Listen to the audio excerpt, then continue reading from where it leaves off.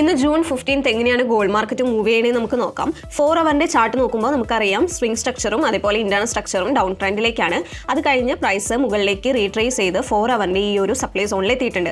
ഇതിൽ ഈ ഒരു പോയിന്റിൽ നമുക്ക് ഒരു ഡൗൺ ട്രെൻഡ് എക്സ്പെക്ട് ചെയ്യാം. പക്ഷെ നമുക്ക് ഈ ഒരു ലോ ബ്രേക്ക് ചെയ്ത് താഴോട്ട് പോകുന്ന ഒരു 100% പ്രോബബിലിറ്റി പറയാൻ പറ്റില്ല. കാരണം നമുക്ക് സ്വിംഗ് സ്ട്രക്ചറിന്റെ ഹൈ വരുന്നത് ഈ ഒരു പോയിന്റിലായിട്ടാണ്. അപ്പോൾ ഡീപ്പായിട്ടുള്ള ഒരു പുൾ ബാക്ക് ഉണ്ടാവാനുള്ള ചാൻസ് ഉണ്ട്. അങ്ങനെയാണെങ്കിൽ പ്രൈസ് ഒന്ന് താഴോട്ട് റീട്രേസ് ചെയ്ത് ഈ ഒരു സപ്ലൈ സോൺ ജസ്റ്റ് ഒരു ആക്ഷൻ പോയിന്റ് ആവും.